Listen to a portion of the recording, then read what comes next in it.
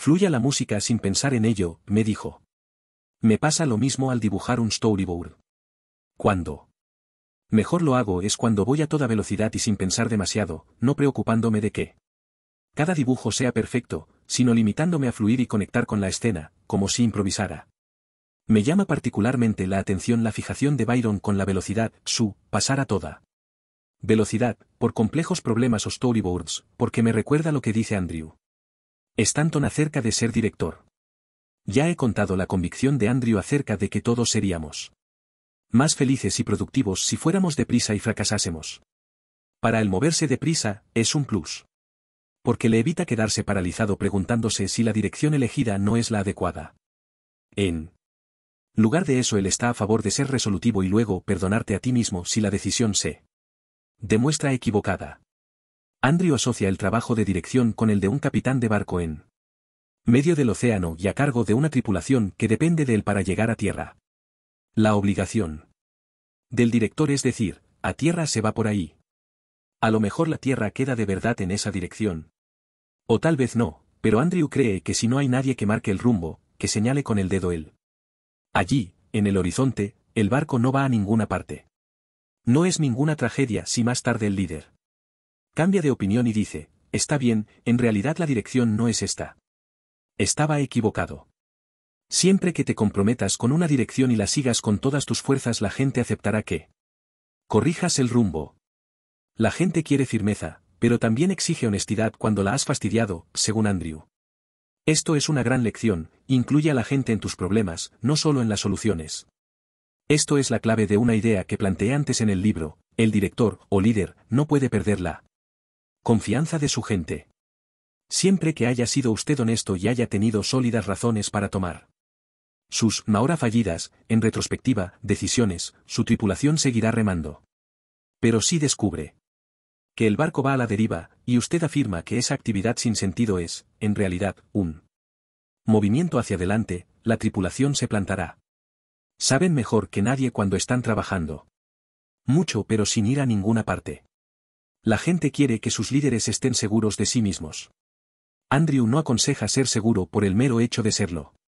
Cree que el liderazgo consiste en tomar tu mejor opción y darte prisa porque si está equivocada todavía estás a tiempo de cambiar el rumbo. También hay algo más. Si usted está a punto de hacerse cargo de un proyecto creativo que requiere trabajar estrechamente con otras personas, debe asumir que la colaboración trae consigo complicaciones. Son muy recomendables las otras personas, le ayudan a ver fuera de usted mismo, se unirán cuando usted flaquee, le ofrecerán ideas que le ayudarán a ser mejor. Pero también requerirán interacción y comunicación constantes. Las otras personas son sus aliadas, pero crear esa alianza exige un esfuerzo ininterrumpido. Y en lugar de irritarse, usted debe estar preparado para ello. ¿Cómo? Dice Andrew, continuando con su metáfora náutica, si está usted navegando por el océano y su objetivo es evitar el mal tiempo y las olas, ¿para qué diablos navega? Debe usted asumir que navegar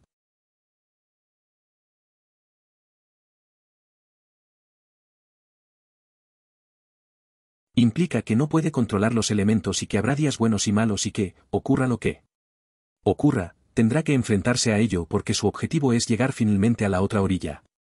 No podrá controlar al detalle cómo logra llegar. Ese es el juego en el que usted ha decidido participar. Si su propósito es hacer que eso sea más sencillo y simple, en ese caso no se suba al barco. El modelo mental de Andrew aborda el miedo que surge cuando su barco se ve zarandeado por una tormenta o se queda parado por falta de viento. Si consideramos la creatividad como un recurso al que acudimos continuamente para realizar algo desde la nada, comprendemos que nuestros temores nacen de la necesidad de hacer realidad lo no existente. Ya hemos visto que muchas veces la gente trata de sobreponerse a ese miedo limitándose a repetir lo que ha funcionado en el pasado. Eso no lleva a ninguna parte, o, por decirlo más exactamente, conduce en sentido opuesto a la originalidad. El truco consiste en hacer uso de nuestras habilidades y conocimientos no para duplicar sino para inventar. Al hablar con directores y escritores siempre me inspiran los modelos que tienen en la cabeza. Cada uno, un mecanismo único que utilizan para seguir avanzando a través de la adversidad y en busca de sus objetivos. Pete Docter compara dirigir con correr a lo largo de un túnel sin tener una idea de su longitud, pero confiando en que al fin emergerá intacto por el extremo opuesto. Llegas a un punto realmente temible en el centro, donde solo hay oscuridad, dice. No llega luz de donde viene si no la hay en el extremo opuesto, lo único que puedes hacer es seguir avanzando. Hasta que empiezas a ver una lucecita, luego un poco más y después, de repente, te encuentras a pleno sol. Para Pete esta metáfora es una forma de hacer menos temible ese momento en el que no puedes ver tu propia mano frente a tu cara y no estás seguro de si vas a hallar el camino de salida. Puesto que tu mente racional te dice que los túneles tienen dos extremos, tu mente emocional puede ser controlada. Cuando la oscuridad total se apodera del confuso punto medio. En lugar de sufrir un colapso nervioso, al director que posee un modelo mental claro acerca de en qué consiste la creatividad y del malestar que comporta, le resulta más sencillo confiar en que esa luz volverá a brillar. La clave está en no dejar nunca de avanzar. Rich Moore, que dirigió Rompe Ralph para Disney Animation, lo ve de un modo ligeramente diferente. Se imagina a sí mismo en un laberinto mientras dirige una película. En lugar de andar buscando frenéticamente y de cualquier manera una salida, apoya la punta de los dedos a lo largo de la pared mientras camina y reduce el paso aquí y allá para hacer una evaluación, y utiliza su sentido del tacto para ayudarse a recordar el camino que ya ha recorrido. Pero sigue avanzando para no dejarse atrapar por el pánico. De niño me gustaban los laberintos, dice Rich. Pero es necesario conservar la cabeza para encontrar la salida. Cuando veo que una película deja de tener calidad, pienso, perdieron la cabeza en el laberinto. Ahí se les fue la olla y se les vino abajo. Bob Peterson, que ha ayudado a solventar problemas creativos en la práctica totalidad de las películas de Pixar, atribuye a Andrew el mérito de haberle proporcionado un modelo que se ha demostrado inestimable para su carrera. En Bichos, una aventura en miniatura, Andrew comparó la realización de una película con una excavación arqueológica, lo cual añade un elemento a la visión general, la idea de que, según avanzas, el proyecto se te revela por sí mismo. Mientras excavas, no sabes qué clase de dinosaurio estás desenterrando, dice Bob. Entonces lo vas desvelando poco a poco. Y puedes estar excavando en dos lugares diferentes al mismo tiempo y pensar que lo encontrado es una sola cosa, pero según sigues y sigues cavando ciegamente, empieza a desvelarse por sí mismo. Una vez que tienes una visión de conjunto ya sabes dónde cavar. Bob y Andrew me han oído cuestionar muchas veces esa metáfora en particular. Ya he dicho que, en mi opinión, cuando trabajamos en una película no estamos desvelando algo ya existente y que tuvo la desgracia de quedar enterrado bajo el sedimento depositado durante eones, estamos creando algo nuevo. Pero, según ellos, que la idea de la película esté ahí fuera en algún lugar, piense en el David atrapado en el bloque de mármol de Miguel Ángel, les ayuda a no perder el rumbo ni la esperanza. O sea, pese a haber empezado este capítulo insistiendo en que lo que los espectadores ven en la pantalla no surge totalmente formado del cerebro de algún visionario, debo admitir esta idea, tener fe en que los elementos de una película están ahí para que los encontremos nos sostiene durante la búsqueda. Y si este modelo encuentra eco en usted, reconocerá que tiene sus fallos. Incluso Andrew admite que durante la excavación no todos los huesos desenterrados pertenecerán necesariamente al esqueleto que está usted intentando ensamblar. Puede que haya huesos de varios dinosaurios, o historias, mezclados en el lugar de la excavación. La tentación de utilizar todo lo que encuentre, incluso si no encaja, es muy fuerte. Probablemente usted haya tenido que trabajar mucho para desenterrar cada elemento. Pero si es un experto y analiza rigurosamente cada pieza, y si las compara con los fragmentos ya encontrados para ver si hay una correspondencia, su película o proyecto se desvelará ante usted. Al cabo de un tiempo todo eso empieza a decirme lo que hay ahí, cuenta Andrew. Eso es lo que andabas buscando, el momento en que la película empieza a decirte lo que quieres ser. Michael Arndt, que escribió Toy Story 3, y yo mantenemos todavía una discusión acerca de cómo concibe su oficio. Compara el escribir un guión con escalar una montaña con los ojos vendados. La primera dificultad, suele afirmar, consiste en encontrar la montaña. Dicho de otro modo, debes intuir tu camino y dejar que la montaña se te revele por sí sola. Y lo más notable, añade, es que escalar una montaña no significa necesariamente subir. A veces deambulas un tiempo, sintiéndote a gusto, hasta que te ves obligado a retroceder siguiendo una grieta antes de recobrar el camino con dificultad. Y no hay forma de saber dónde están las grietas. Me gusta mucho esta metáfora, salvo por el hecho de que implica la existencia de la montaña. Al igual que la excavación arqueológica de Andrew, sugiere que el artista debe encontrar la obra de arte, o la idea, que está oculta a la vista. Creo que contradice uno de mis principios centrales, que el futuro no está realizado y nosotros debemos crearlo. Si escribir un guión es como escalar una montaña con los ojos vendados, ello quiere decir que el objetivo es ver una montaña que ya existe. En tanto que a mi parecer el objetivo de la gente creativa debería ser construir su propia montaña. Desde cero.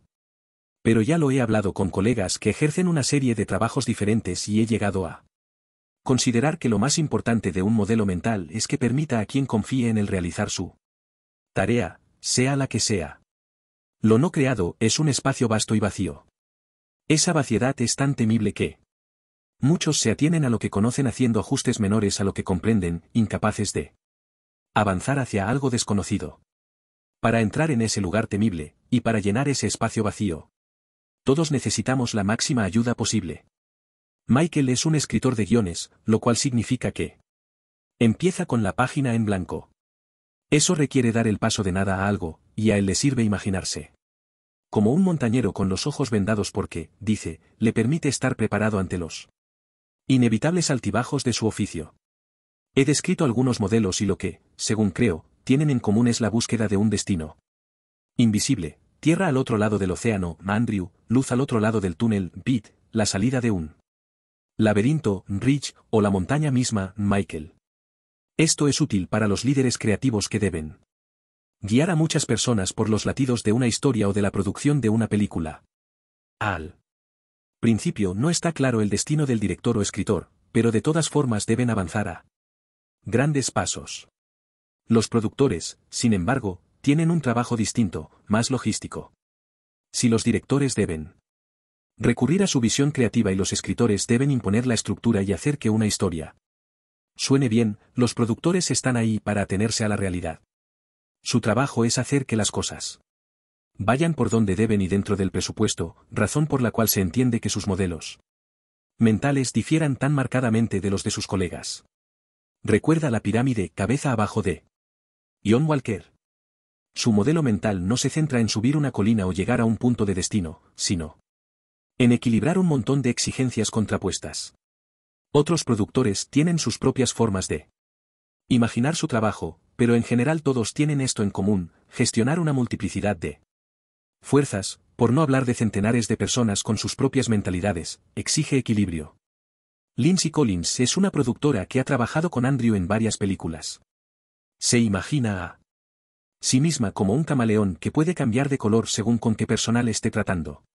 El objetivo es no ser falso o tratar de ganarte el favor para ser la clase de persona que se necesita en cada momento. En mi oficio a veces soy líder y a veces seguidora, a veces dirijo la sala y a veces no digo nada y dejo que la sala se dirija sola, dice. Adaptarse al medio como un reptil que se mimetiza con cualquier entorno en el que se encuentre es la forma que tiene Lindsay de manejarlas. Fuerzas encontradas y potencialmente enloquecedoras a las que se enfrenta en su trabajo. Creo firmemente en la naturaleza caótica del proceso creativo, que necesita ser caótico. Si le imponemos una estructura excesiva lo mataremos. Luego hay un delicado equilibrio entre proporcionar una cierta estructura y seguridad, financiera y emocional, y permitir que se complique y siga así durante un tiempo. Para hacerlo, es preciso evaluar cada situación y ver qué requiere. Y entonces debes convertirte en lo que se necesita. ¿Cómo hacer tal evaluación? Lindsay dice en broma que ella utiliza el efecto Colombo, refiriéndose al mítico detective televisivo encarnado por Peter Falk, que parecía entrar a trompicones en todos sus casos aunque finalmente terminaba cazando al culpable. Cuando debe mediar entre dos grupos que no se comunican bien, por ejemplo, Lindsay simula confusión. Digo, No sé, a lo mejor es culpa mía, pero no lo entiendo. Lamento estar retrasándote con mis preguntas. Sin sentido, pero ¿podrías volver a explicarme qué significa eso? Ponlo como si yo tuviera 2 años, punto. Los buenos productores, y los buenos directivos, no dan órdenes desde las alturas. Se acercan. Escuchan, discuten, persuaden o engatusan. Y los modelos mentales de sus trabajos reflejan eso. Catherine Serafien, otra productora de Pixar, atribuye al psicólogo clínico Taibi Kaler el haberle enseñado una forma eficaz de visualizar su papel. Una de las grandes enseñanzas de Kaler es la que aboga por encontrarte con la gente en su lugar, dice Catherine haciendo referencia a lo que Kaler llama el modelo de comunicación del proceso, en el que compara el hecho de ser un directivo con tomar el ascensor de piso en un gran edificio. Tiene sentido considerar a cada personalidad como un condominio, dice Catherine. La gente vive en pisos distintos y disfruta de vistas diferentes. Los de los pisos superiores pueden sentarse en sus balcones, los de los pisos bajos pueden comer en sus patios. Cueste lo que cueste, para comunicarse de forma efectiva con todos debes reunirte con ellos donde viven. La gente con más talento de Pixar, ya sean directores, productores, empleados de producción, artistas o lo que sea, son capaces de ir en ascensor al piso en cuestión y reunirse con cada persona atendiendo a lo que necesitan en ese momento y como les gusta. Comunicarse. Una persona puede necesitar echar pestes y desahogarse durante 20 minutos sobre algo que no parece estar bien antes de que podamos seguir adelante y centrarnos en los detalles. Con otra persona todo se reduce a no puedo cumplir esos plazos si no me das esto que necesito. Pienso siempre en mi trabajo como un moverme entre pisos, arriba y abajo, todo el día. Cuando no se imagina a sí misma en un ascensor, Catherine se toma por una pastora conduciendo un rebaño de ovejas. Al igual que Lindsay, ella se reserva un tiempo para evaluar la situación y decidir cuál es el camino mejor para guiar a su rebaño. A veces perderé unas cuantas ovejas en lo alto del monte y deberé recuperarlas, dice. A veces tendré que ir en cabeza y en ocasiones quedarme detrás. Y en algún punto situado en medio del rebaño, va a surgir algo que yo no puedo ver. Y mientras busco a las ovejas perdidas va a ocurrir algo más a lo que no estoy prestando atención. Además, no estoy muy segura de a dónde nos dirigimos. ¿A lo alto del monte? ¿De vuelta al redil? Sé que finalmente llegaremos, pero puede ser muy, muy lento. Ya sabes, un coche cruza la calzada y todas las ovejas están en medio. Veo cómo avanza mi reloj, oh, Dios mío, ovejas, quitaos de ahí. Sin embargo, las ovejas se van a apartar a su manera y podemos tratar de controlarlas lo mejor que sabemos, pero lo que de verdad queremos es prestar atención a la dirección que siguen intentando encaminarlas un poco. Nótese que cada uno de esos modelos contiene muchos temas de los que hemos hablado hasta ahora, la necesidad de mantener el miedo en su lugar, la necesidad de equilibrio, la necesidad de tomar decisiones, pero admitiendo también la falibilidad, y la necesidad de comprobar que se están haciendo progresos. Lo importante, en mi opinión, mientras usted construye el modelo mental que mejor le funcione, es reflexionar acerca de los problemas que le está ayudando a resolver. Siempre me ha intrigado, por ejemplo, la forma en que la gente utiliza la analogía de un tren para describir sus empresas. El tren, gigantesco y poderoso, se mueve, inexorable, por las vías, por encima de las montañas y a través de vastas llanuras, en medio de la más densa niebla o de la noche más oscura. Cuando las cosas se tuercen hablamos de haber descarrilado y de sufrir un accidente de tren. He oído a gente referirse al grupo de producción de Pixar como una locomotora muy bien puesta a punto que les gustaría tener la oportunidad de conducir. Lo que me interesa es la gran cantidad de gente que se cree capacitada para conducir el tren, que piensa que ese es el puesto de mando y que conducir el tren es la forma de moldear el futuro de sus empresas. Lo cierto es que no es así. Conducir el tren no decide su curso. Lo verdaderamente costoso es tender las vías. Yo reviso constantemente mis propios modelos de cómo hacer frente a la incertidumbre y el cambio, y de cómo hacer que la gente asuma responsabilidades. En Lucasfilm yo tenía la imagen de estar cabalgando a pelo una manada de caballos salvajes, unos de los cuales eran más rápidos que los otros, y tratando de mantenerme firme. Otras veces he imaginado estar de pie sobre esas tablas de equilibrio que se deslizan sobre un cilindro rodante. Cualquiera que sea la imagen que encuentre. Persisten las preguntas: ¿cómo evitar deslizarnos hacia un extremo u otro? ¿Cómo aplicar el plan cuidadosamente trazado y permanecer abierto a ideas que no son nuestras? A lo largo del tiempo, y con nuevas experiencias, mi modelo ha seguido evolucionando, y continúa haciéndolo incluso mientras escribo este libro. Un modelo que me ha resultado extraordinariamente útil lo encontré de una forma del todo accidental. Me llegó mediante el estudio de la atención plena, mindfulness, algo que últimamente ha suscitado mucho interés tanto en el mundo académico como en el de la empresa. Quienes tratan de ello se centran en cómo ayuda a las personas a reducir el estrés en sus vidas y encauzar su atención. A mí, sin embargo, me ha ayudado también a clarificar mi manera de pensar acerca de cómo trabajan mejor los grupos de personas creativas. Hace algunos veranos mi esposa, Susan, me hizo un regalo que me abrió a esta nueva vía. Por entender que yo necesitaba un descanso, me organizó la asistencia a un retiro de meditación silente en el Chambala Mountain Center, en Red Feather Lakes, Colorado. La inmersión, que duraba una semana, estaba abierta a los principiantes, pero de las 70 personas presentes yo era el único que no había meditado nunca. Para mí, la idea de permanecer varios días en silencio era inimaginable, incluso estrafalaria. Seguía intrigado y un tanto a ciegas cuando, al cabo de 2 días, entramos en el silencio total. No estaba seguro de cómo proceder. Una voz parloteaba sin parar en mi cabeza y yo no sabía qué hacer. Al tercer día, con la mente hirviendo debido al no hablar, estuve a punto de rendirme. Mucha gente conoce la enseñanza oriental de que es importante vivir el momento.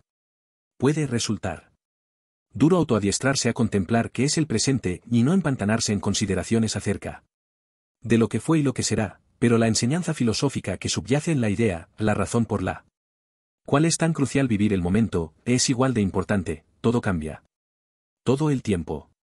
Y no puedes detenerlo. Y tus intentos de hacerlo te ponen en el lugar equivocado. Hace daño, pero no parece que aprendamos de ello.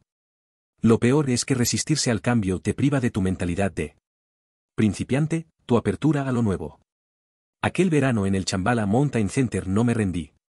Pese a que la terminología me resultaba extraña, cuadraba con la mayor parte de las cuestiones sobre las cuales tanto tiempo había pasado reflexionando en Pixar: control, cambio, aleatoriedad, confianza, consecuencias. La búsqueda de una mente abierta es uno de los objetivos fundamentales de las personas creativas, pero el camino que emprende cada uno para llegar no está señalizado. Para mí, un hombre que siempre ha valorado la introspección, el silencio era una vía que nunca había emprendido. Desde entonces he asistido todos los años a un retiro en silencio, aparte del beneficio personal, he reflexionado largamente acerca de las implicaciones de la atención plena en la gestión. Si estás alerta eres capaz de centrarte en el problema inmediato sin quedar atrapado en los planes y procesos. La atención plena ayuda a aceptar la fugacidad y la naturaleza subjetiva de nuestros pensamientos y afirmar la paz con lo que no controlamos. Y lo más importante es que nos permite permanecer abiertos a ideas nuevas y enfrentarnos directamente a nuestros problemas. Muchas personas cometen el error de creer que están concienciadas porque se centran con suma diligencia en los problemas. Pero si lo hacen mientras de manera inconsciente están estrechamente atados a sus temores y expectativas, sin darse cuenta de que no ven con claridad o que otros pueden saber más, no están en absoluto abiertas. Por la misma razón, en las organizaciones muchas veces los grupos se aferran con tanta fuerza a la planificación y las prácticas anteriores que no están abiertos para verlo que va cambiando delante de ellos. Mi criterio al respecto se vio enriquecido más adelante cuando escuché el podcast de una conferencia pronunciada en 2011 durante un acontecimiento anual llamado la Conferencia Budista de Geeks. Allí, una señora llamada Kelly McGonigal dio una charla titulada «Lo que la ciencia puede enseñarnos sobre la práctica». McGonigal, que da clases en la Universidad de Stanford, habló acerca de unos estudios recientes sobre el funcionamiento interno del cerebro que demostraban que la práctica de la meditación puede aliviar el dolor humano, no solo la angustia existencial del dolor, que ya es suficientemente mala en sí misma, sino el dolor físico real. De entrada se refirió a un estudio realizado por la Universidad de Montreal en 2010, en el que a dos grupos, uno integrado por avezados meditadores zen y otro, por no meditadores, se les ofreció el mismo tipo de experiencia del dolor, una fuente de calor sujeta a la pierna. Estaban conectados a monitores que registraban qué áreas del cerebro eran estimuladas. Lo que descubrieron más tarde los investigadores analizando la representación óptica del cerebro fue que los meditadores, incluso sin estar meditando activamente durante el experimento, tenían un umbral de dolor mucho más alto que los no meditadores. Los cerebros de los meditadores prestaban atención al dolor, explicó McGonigal, pero como sabían desconectar el parloteo interior, el continuo comentario al que nuestros cerebros no entrenados, o nuestras mentes de mono, se entregan tan alegremente, eran más capaces de tolerar el dolor que los de aquellos que no practicaban la meditación. A continuación McGonigal citaba un estudio similar realizado en la Universidad de Wake Forest, centrado en un grupo de nuevos meditadores que llevaban solo 4 días de entrenamiento. Una vez en el laboratorio y sometidos a la misma prueba de dolor, unos fueron capaces de tolerar niveles de dolor superiores a los de otros. ¿Por qué? Resulta tentador suponer que esas personas aprendían rápido el arte de la meditación y que eran mejores en eso que otras. Sin embargo, las imágenes del cerebro demostraron que mentalmente hacían lo contrario a lo que hacen los cerebros de los meditadores experimentados. En lugar de prestar atención al momento en el que estaban, decía McGonigal, inhibían información sensorial, desviando en cierto modo su atención para ignorarlo. ¿Qué ocurría en ese momento? Y ello daba paso a un sufrimiento menor, inhibían la conciencia en lugar de permanecer atentos a ella. Encontré todo eso fascinante, y muy parecido al comportamiento que yo había presenciado como directivo. McGonigal hablaba de la tendencia del cerebro a suprimir problemas en lugar de encararlos frontalmente. Lo que hace todo esto todavía más difícil es que la gente que suprimía creía estar haciendo lo mismo que la gente que hacía frente al problema. Resulta aleccionador pensar que, tratando de ser conscientes, algunos de nosotros terminamos haciendo exactamente lo contrario. Dejamos de lado e ignoramos. Y durante un tiempo este comportamiento puede dar buenos resultados. Pero en los experimentos mencionados por McGonigal, las personas que habían realizado la práctica de conciencia plena no ignoraban el problema inmediato, en este caso la dolorosa fuente de calor sujeta a sus piernas. Veían y sentían de qué se trataba, pero apaciguaban su reacción frente a ello, la tendencia natural del cerebro a la amplificación por pensar demasiado, y por lo tanto le hacían frente mucho mejor. Este modelo de prestar atención a lo que tienes enfrente, sin depender en exceso del pasado o del futuro, me ha resultado inmensamente útil cuando he tratado de solventar cuestiones de organización y de disuadir a nuestros colegas de aferrarse a procesos o planes que han dejado de ser efectivos. Por la misma razón, para mí tiene sentido la noción de afrontar problemas en lugar de implantar normas que buscan suprimirlos. En última instancia carece de importancia si su modelo es diferente del mío.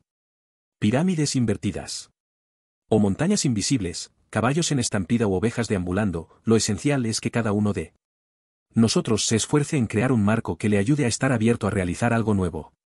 Nuestros modelos mentales nos dan ánimo mientras avanzamos a tientas en la oscuridad. Y no solo eso, nos permiten realizar la estimulante y difícil tarea de navegar por lo desconocido. Cuarta parte. Poner a prueba lo que sabemos. 12.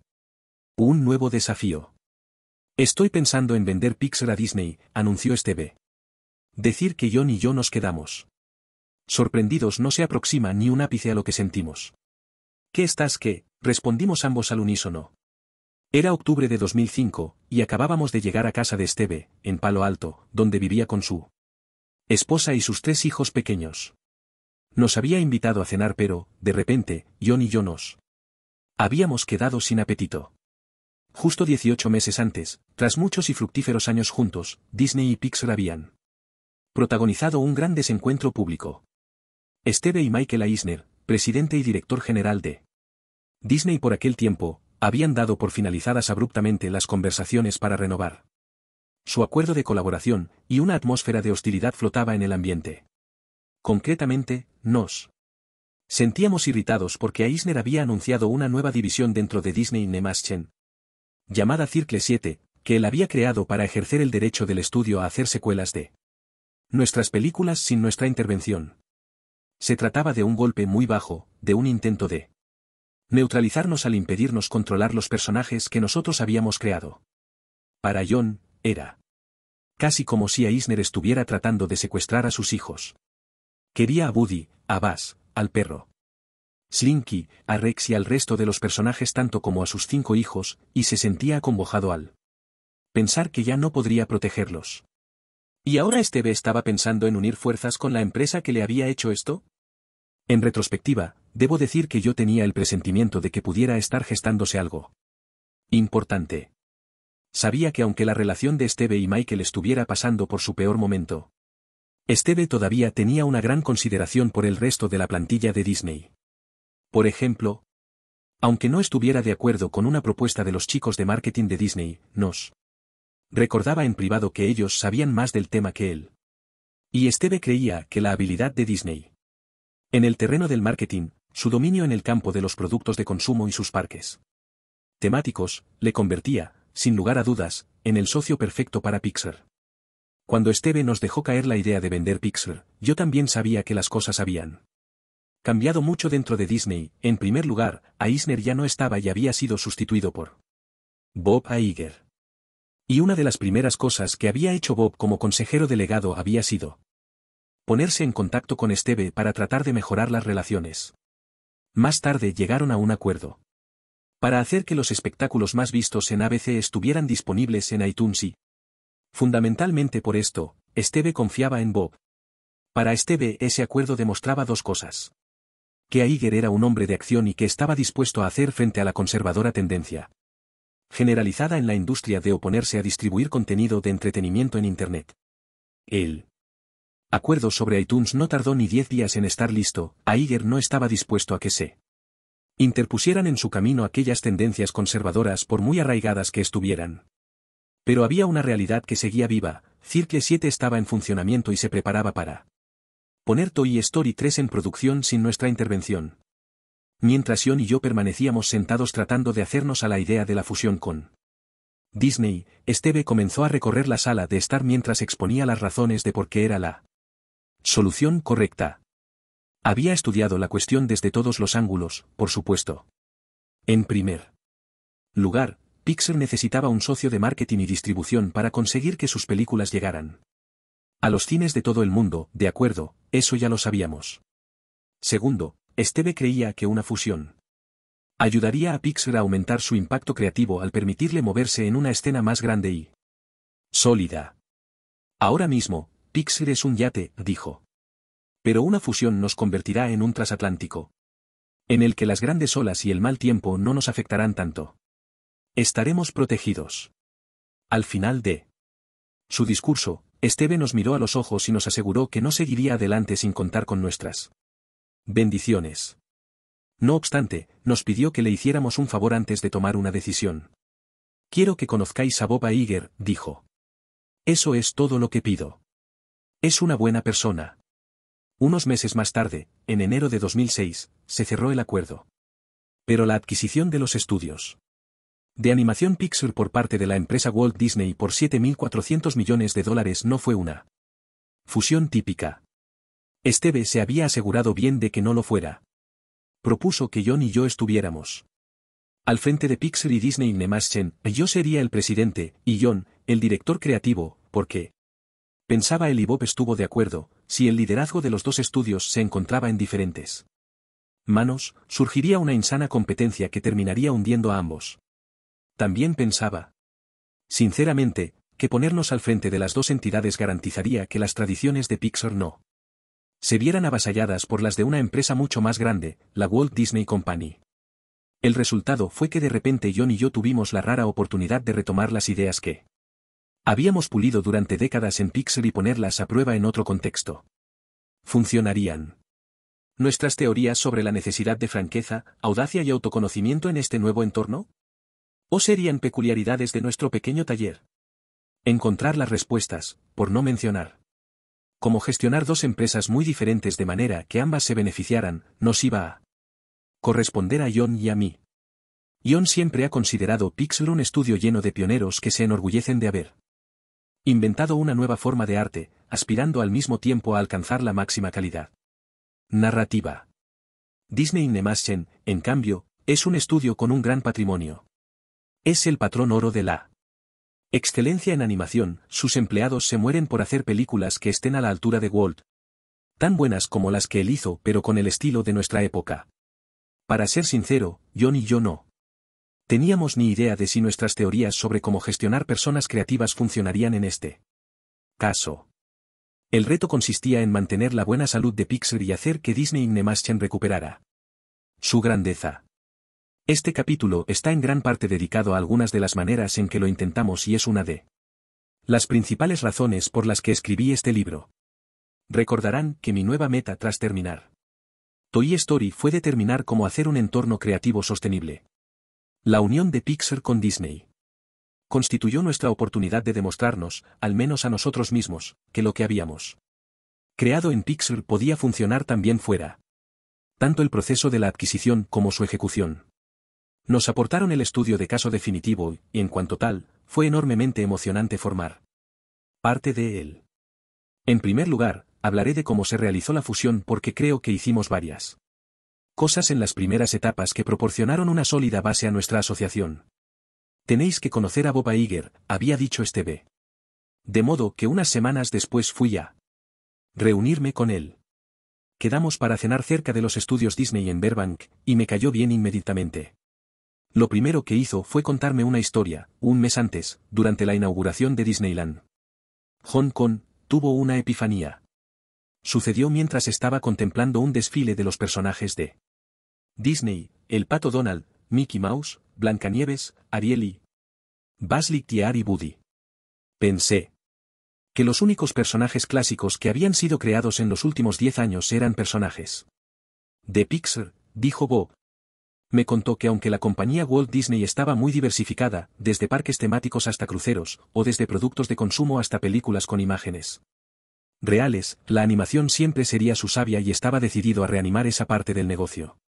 Una cosa de Bob que me llamó la atención fue que prefería hacer preguntas en lugar de hablar largo y tendido, y sus cuestiones eran incisivas y directas. Me dijo que en Pixar se había logrado algo inusual y él quería saber de qué se trataba. Por primera vez en todos los años que Pixar y Disney habían trabajado juntos, alguien de Disney estaba preguntando qué es lo que hacíamos para que nuestra empresa fuera diferente. Bob ya había vivido dos importantes adquisiciones en su carrera como ejecutivo, cuando Capital Cities Communications compró la American Broadcasting Company en 1985 y cuando Disney compró Cap Cities/ABC en 1996. Una de ellas, dijo, fue una buena experiencia, y la otra fue negativa, de manera que conocía de primera mano lo destructivo que podía ser dejar que una cultura dominara a otra durante una fusión. En caso de que la adquisición de Pixar siguiera adelante, me aseguró, iba a poner todo su empeño para que tal cosa no pasara. Sus objetivos estaban claros. Revivir Disney Animation manteniendo al mismo tiempo la autonomía de Pixar. Unos días después, John cenó con Bob, y posteriormente nos reunimos para comparar nuestras notas. John estaba de acuerdo en que Bob parecía compartir nuestros valores fundamentales, pero le preocupaba que la adquisición destruyera lo que para nosotros era más valioso, una cultura de franqueza y libertad y la clase de autocrítica constructiva que permitía a nuestra gente, y a las películas que hacíamos, evolucionar hacia mejor. A menudo John compara la cultura de Pixar con un organismo vivo, es como si hubiéramos encontrado una manera, me dijo una vez, de hacer que crezca la vida en un planeta en el que nunca antes había existido, y no quería que nada amenazara su existencia. Creíamos que Bob tenía buenas intenciones pero nos preocupaba la capacidad que poseía la empresa más grande de aplastarnos, aunque no fuera deliberadamente. De todos modos, Bob había tranquilizado a John diciéndole que quería que trabajaran juntos para asegurarse de que eso no pasara. El acuerdo iba a ser caro, nos dijo, y al presionar a su favor ante la junta directiva de Disney, él se estaba jugando su propia reputación. ¿Por qué?, preguntó Bob, iba a poner él en peligro. ¿El activo que Disney estaba comprando? Estábamos en una encrucijada. Teníamos que tomar una decisión y había importantes factores que considerar. ¿Cómo sería en realidad la relación entre los estudios? ¿Podrían Pixar y Disney Animation prosperar independientes una de otra, seguir estando separadas pero en igualdad de condiciones? A mediados de noviembre de 2005, John, Steve y yo nos reunimos para cenar en uno de los restaurantes favoritos de Steve en San Francisco. Mientras hablábamos de los retos que planteaba la fusión, Steve contó una historia. 20 años antes, a principios de la década de los 80, Apple estaba desarrollando dos ordenadores personales, el Macintosh y el Lisa, y pidieron a Steve que dirigiera la división Lisa. No era un trabajo que le apeteciera y admitió que no lo hizo bien, en lugar de estimular al equipo del Lisa, básicamente les dijo que ya habían perdido la batalla con respecto al equipo Mac, en otras palabras, que su trabajo nunca iba a merecer la pena. Efectivamente, acabó con sus ilusiones, nos contó, y ello había sido una equivocación. En caso de que se produzca esta fusión, prosiguió, lo que no tenemos que hacer es que la gente de Disney Animation se sienta como si fuera la perdedora. Tenemos que hacer que se sientan bien consigo mismos. El hecho de que John y yo sintiéramos un gran cariño por Disney fue de gran ayuda para lograrlo. Ambos habíamos tratado durante toda nuestra vida de estar a la altura de los ideales artísticos de Walt Disney, de modo que atravesar las puertas de Disney Animation, con la misión de infundir nuevo vigor en su gente y ayudarles a recuperar su grandeza, resultaba abrumador pero al mismo tiempo era una misión valiosa e importante. Al finalizar la cena los tres estábamos de acuerdo. El futuro de Pixar, el de Disney y el de la propia animación serían más brillantes si uníamos nuestras fuerzas. John y yo comprendimos que esta noticia sería recibida como una bomba por nuestros colegas de Pixar. Imaginamos que todo el mundo se sentiría exactamente como nosotros cuando Steve dejó caer por primera vez la idea en el salón de su casa, recuerda John. Por lo tanto, antes del anuncio oficial, teníamos que hacer todo lo que estuviera en nuestra mano para asegurarnos de que la gente se sintiera tranquila y de que habíamos tomado medidas para impedir que el cambio nos perjudicara. Con la bendición de Iger, nos pusimos a redactar un documento que llegaría a ser conocido como el Pacto Social a 5 años. En esta lista de 7 páginas a espacio sencillo se encontraban enumeradas todas las cosas que no debían cambiar en Pixar, en caso de que la fusión siguiera adelante. Los 59 puntos del documento recogían muchos temas previsibles: compensación, políticas de recursos humanos, vacaciones y prestaciones. El punto número 1 garantizaba que el equipo directivo de Pixar seguiría ofreciendo primas a sus empleados, como siempre se ha hecho, cuando los ingresos de taquilla de una película alcanzaran un determinado límite. Algunos de los puntos estaban estrictamente relacionados con la expresión personal. El número 11, por ejemplo, indicaba que los empleados de Pixar deberían poder seguir ejerciendo su libertad creativa en cuanto a los nombres y cargos que figuran en sus tarjetas profesionales. El número 33 se ocupaba de que la gente de Pixar pudiera seguir decorando el espacio de sus oficinas / cubículos como expresión de su personalidad. Otros puntos trataban de mantener los rituales populares de la empresa. Número 12. Las fiestas conmemorativas, días especiales, fiestas de fin de películas, eventos varios, se mantendrán en Pixar.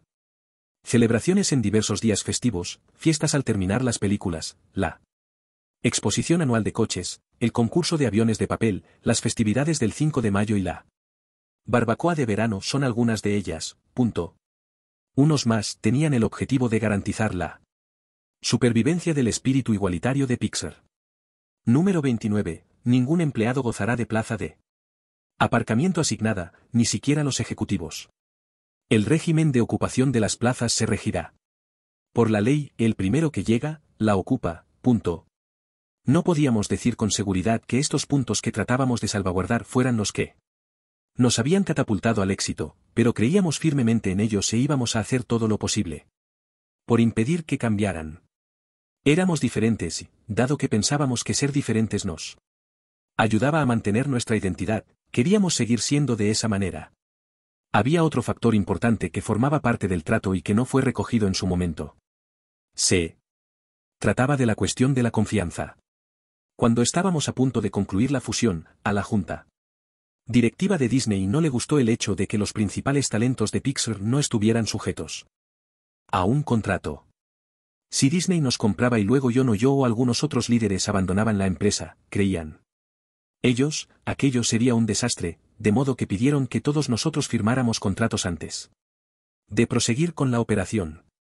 Nos negamos. Un principio de la cultura de Pixar es el de que la gente debe trabajar allí porque desea hacerlo, no porque se lo exija un contrato, y como resultado, en Pixar nadie estaba bajo contrato.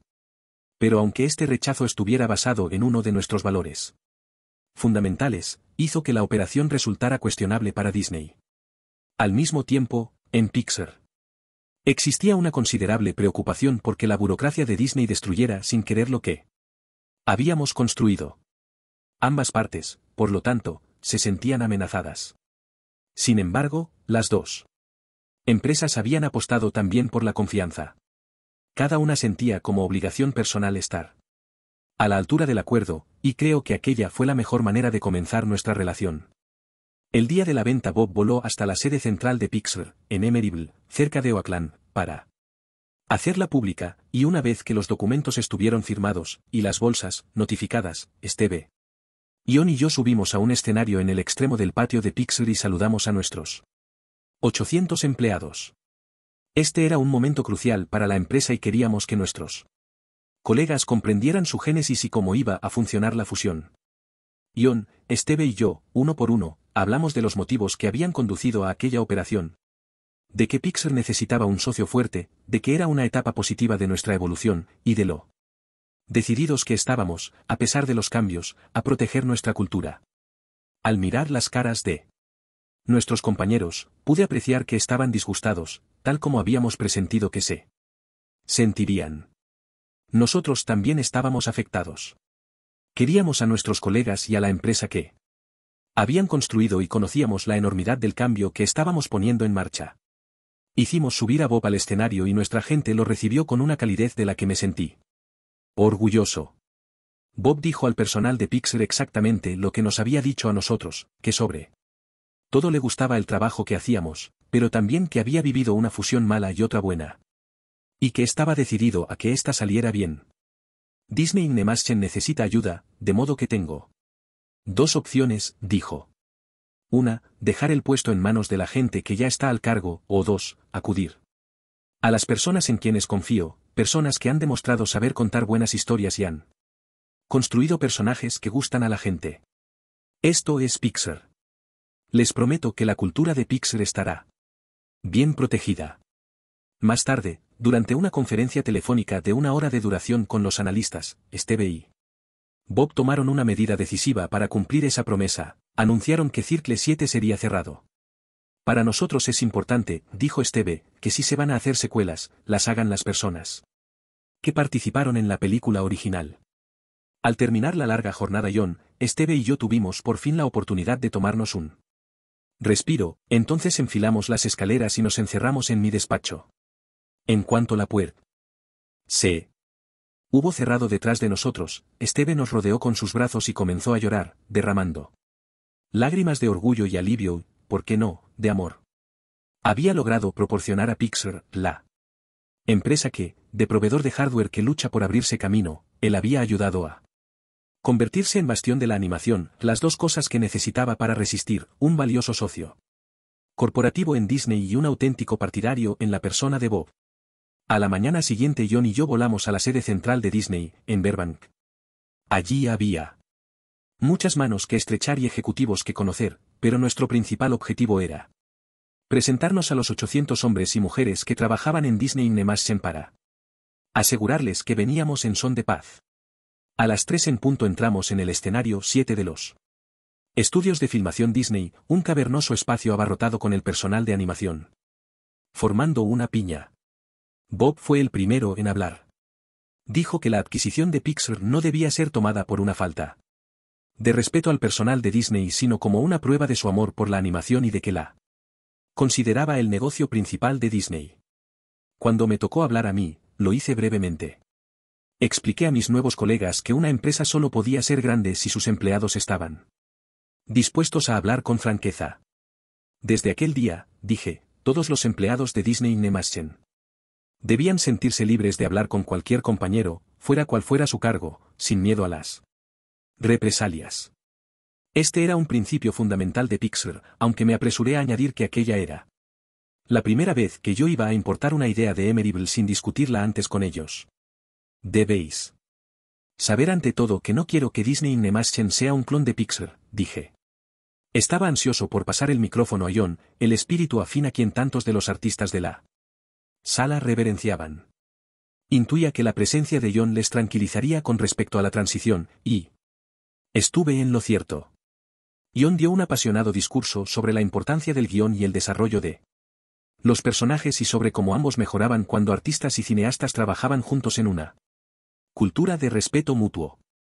Habló sobre lo que significaba ser una compañía de animación enfocada a los directores que realizaba películas surgidas directamente del corazón de sus creadores y que conectaban de una forma auténtica con el público.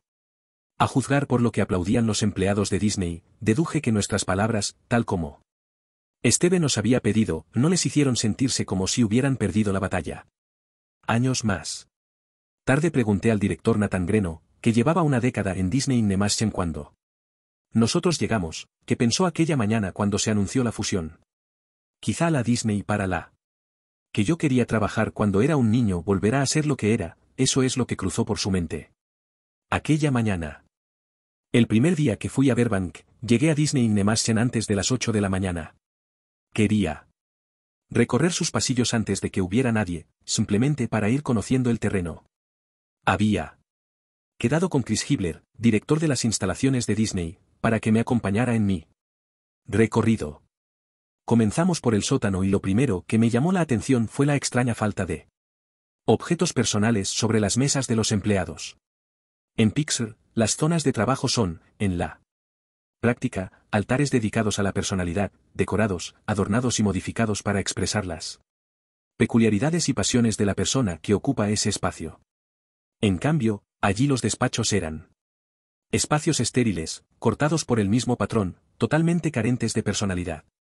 La primera vez que se lo mencioné a Chris murmuró alguna evasiva y siguió caminando. Pero el ambiente era tan inhóspito que a los pocos minutos se lo volví a plantear, y una vez más esquivó el comentario. Mientras subíamos la escalera en dirección al centro del edificio, me volví y pregunté directamente a Chris por qué razón la gente de un entorno tan creativo no personalizaba nada las zonas de trabajo. ¿Existía una política en contra? El lugar parecía, dije, como si allí nunca hubiera nadie. En este momento, Chris se detuvo y me miró a la cara. Antes de mi llegada, me confió, se había pedido a todo el mundo que limpiara sus despachos para causar una buena primera impresión. Ese fue el primer indicio de la cantidad de trabajo que nos aguardaba. Lo alarmante para mí no era la falta de cachivaches. Era la omnipresente sensación de alienación y miedo que representaba la total falta de individualidad. ¿Daba la impresión de que se hiciera hincapié en impedir los errores? Aunque se tratara de algo tan nimio como la decoración de una oficina, nadie se atrevía a conducirse con naturalidad o a cometer un error. Esa sensación de alienación también se reflejaba en el diseño del propio edificio. Su distribución parecía impedir la colaboración y el intercambio de ideas que para Steve, para John y para mí eran tan fundamentales para el trabajo creativo. Los empleados se distribuían en 4 pisos, lo cual convertía en toda una odisea dejarse caer por el despacho de alguien. Los 2 pisos inferiores eran como mazmorras, con techos bajos y deprimentes, muy pocas ventajas y casi sin luz natural. En lugar de estimular y promover la creatividad, no podrían haber resultado más asfixiantes y propensos al aislamiento. En el último piso los despachos de los ejecutivos estaban protegidos por un imponente portal que disuadía de entrar y propagaba una especie de vibración procedente de una comunidad atrincherada. En pocas palabras, lo que encontré fue un malísimo entorno de trabajo. Por lo tanto, una de las tareas más apremiantes fue realizar cierta remodelación básica. Lo primero que hicimos fue convertir la nada amistosa zona de los ejecutivos del piso superior en 2 espaciosas salas en las que los cineastas pudieran reunirse para intercambiar ideas sobre sus Películas. Ion y yo situamos nuestros despachos en el segundo piso, justo en medio de todo, y eliminamos los cubículos de las secretarias, que habían funcionado como una especie de barrera de acceso. En cambio, la mayoría de las secretarias consiguió una oficina propia. Ion y yo nos empeñamos en dejar abiertas las persianas de nuestro despacho para que la gente pudiera vernos y nosotros la viéramos a ella. Nuestra meta, en cuanto a lo que decíamos así como a lo que hacíamos, era comunicar transparencia. En lugar de un portal que nos separara, nosotros, de ellos, instalamos una alfombra cuyas brillantes bandas de colores, a modo de los carriles de una carretera, guiaban a la gente hacia nuestras oficinas, en vez de alejarla de ellas. Tiramos varias paredes para crear un espacio de reunión central justo enfrente de nuestras puertas, al que añadimos un nuevo café y un snack bar. Puede que todo esto parezcan detalles simbólicos o incluso superficiales, pero los mensajes que transmitían sentaron las bases de otros cambios organizativos más importantes. Y había muchos por venir. En el capítulo 10 he contado que eliminamos al grupo de supervisión, encargado de realizar informes de producción para asegurarse de que las películas iban avanzando según los planes, pero que en realidad no hacían más que minar la moral del personal. Lamentablemente, ese grupo era uno más de diversos mecanismos jerárquicos que estaban obstaculizando la creatividad en Disney. Nemaschen. Hicimos todo lo posible por enfrentarnos a cada uno de ellos, pero debo admitir que al principio resultó muy duro. Dado que no conocíamos a fondo a la gente, los directores y los proyectos de Disney, tuvimos que realizar un rápido repaso. Ion y yo pedimos que se nos informara de las películas que estaban en vías de realización y yo me entrevisté con cada uno de los responsables, productores y directores del estudio. A decir verdad, no pude deducir mucho de aquellas entrevistas, pero no fueron una pérdida de tiempo, puesto que Ion y yo éramos percibidos como los nuevos jefes del cotarro. Resultó positivo demostrarles que simplemente yo era un ser humano, dispuesto a sentarme y a hablar. En general nos dimos cuenta de que el planteamiento que hacía el estudio de las películas no funcionaba. Pero no sabíamos si era porque sus responsables carecían de habilidad o simplemente porque estaban mal preparados. Tuvimos que empezar por asumir que habían heredado malas prácticas y que nuestro trabajo consistía en volverles a enseñar. Esto nos condujo a buscar personas que estuvieran dispuestas a progresar y a aprender, pero eso es algo que no se puede apreciar rápidamente y teníamos a cerca de 800 personas a las que evaluar. A pesar de todo, nos dispusimos a preparar una estrategia. Necesitábamos crear una versión del Brain Trust y enseñar a la gente del estudio a trabajar con ella. Aunque los directores se llevaban bien, en Disney cada película debía competir con las demás por los recursos, de manera que no tenían cohesión como grupo. Teníamos que invertir la tendencia para crear un saludable circuito de feedback. Había que descubrir quiénes eran los líderes reales del estudio, es decir, no dar por sentado que lo eran las personas del departamento ejecutivo. Estaba claro que había una rivalidad interna entre los departamentos de producción y los grupos técnicos.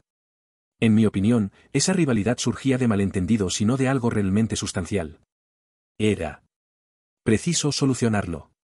Desde el principio tomamos la decisión de que mantendríamos Pixar y Disney Nemaschen completamente separadas. Fue una decisión fundamental que no resultaba obvia para la mayoría de la gente. En general se suponía que Pixar haría las películas en 3D, y Disney, las que eran en 2D. ¿O qué? Fusionaríamos ambos estudios o ordenaríamos que Disney utilizara las herramientas de Pixar. Pero la clave, para nosotros, era la separación. Ion y yo comenzamos a desplazarnos, al menos una vez a la semana, de Emeryville a Burbank. Al principio se nos unió el director financiero de Pixar para ayudarnos a planear y a poner en marcha los cambios de procedimiento, y uno de nuestros jefes técnicos ayudó a Disney a reformar su grupo técnico. Aparte de eso, no permitimos que ninguno de los estudios realizara ningún trabajo de producción para el otro. Una vez establecidas estas estrategias, podíamos ponernos a pensar en lo que haríamos a continuación. Un alto ejecutivo de Disney me sorprendió muy pronto al decirme que no entendía por qué Disney había comprado Pixar. Este supuesto amante de las analogías deportivas me dijo que Disney Nemaschen se encontraba cerca de la meta, dispuesta a marcar un tanto. Pensaba que Disney estaba a punto de solucionar sus problemas y poner fin a un improductivo periodo de 16 años sin ninguna película de éxito. Me gustaba su coraje y su disposición a hablar claro, pero le dije que sí.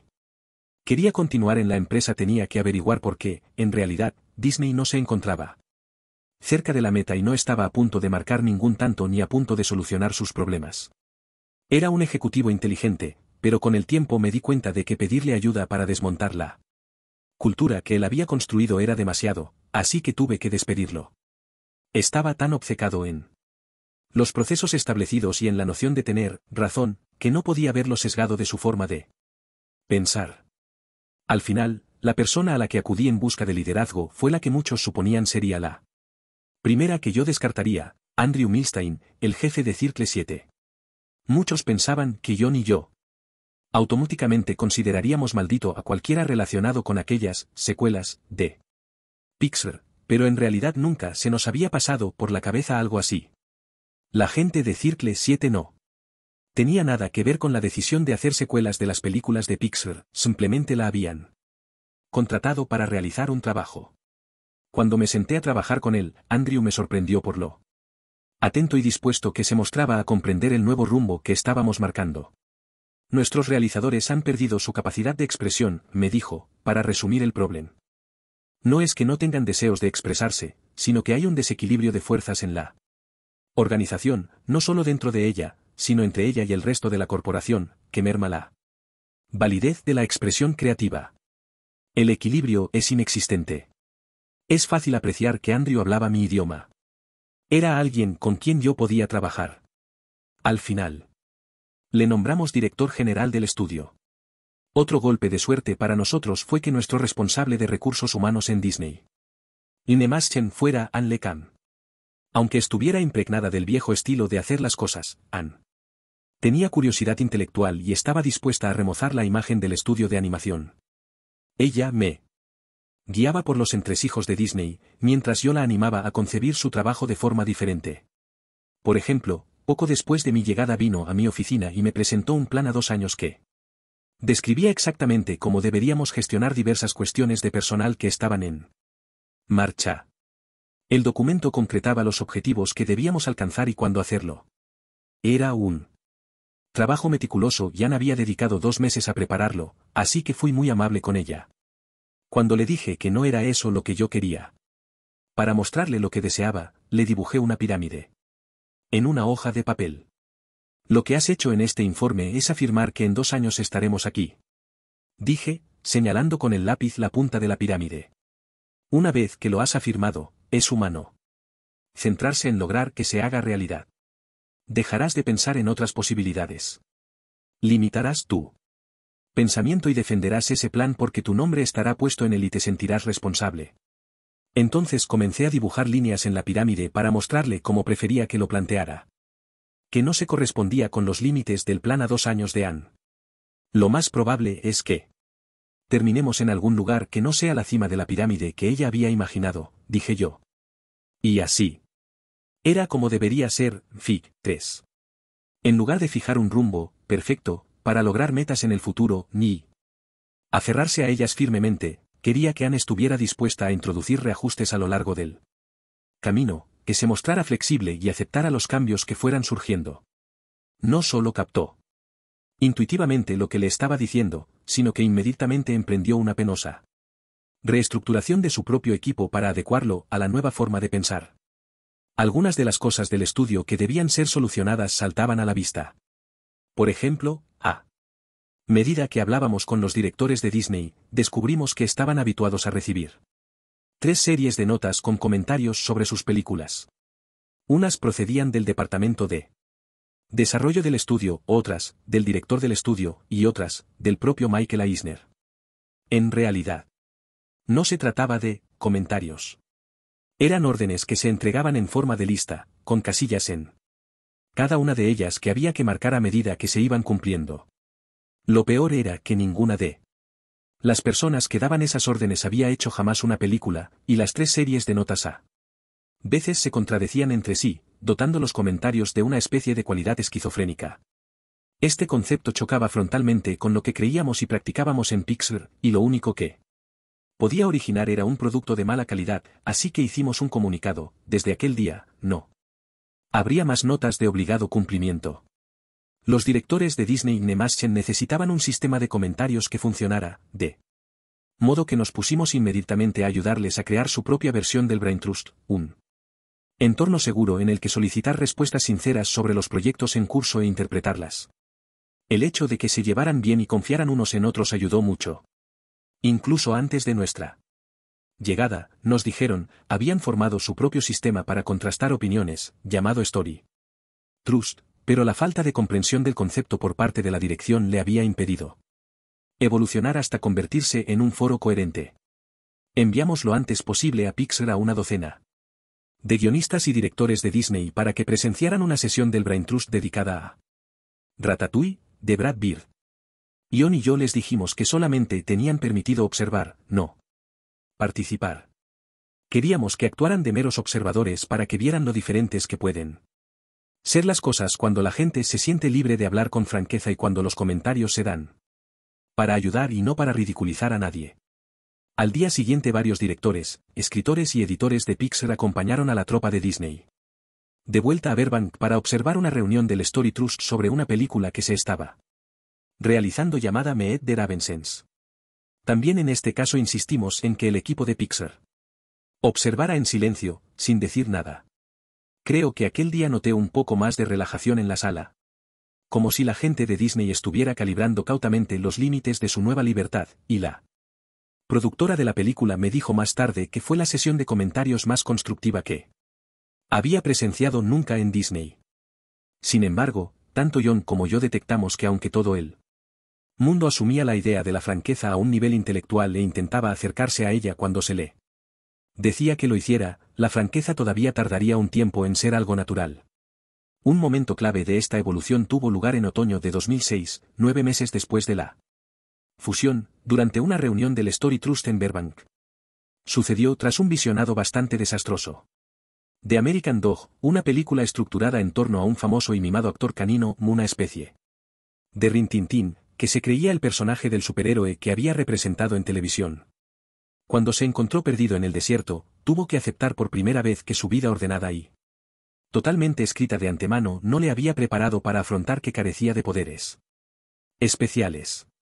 Todo eso no estaba mal, pero en algún punto el argumento introducía también a una chica exploradora radioactiva, vendedora de galletas, zombie y asesina en serie. Me encantan las chifladuras, pero esta, en concreto, había hecho metástasis. La película estaba todavía buscando su rumbo, por decirlo de forma suave, de modo que John inició la reunión, como hace siempre, centrándose en las cosas que le gustaban de la película. También indicó que veía algunos problemas.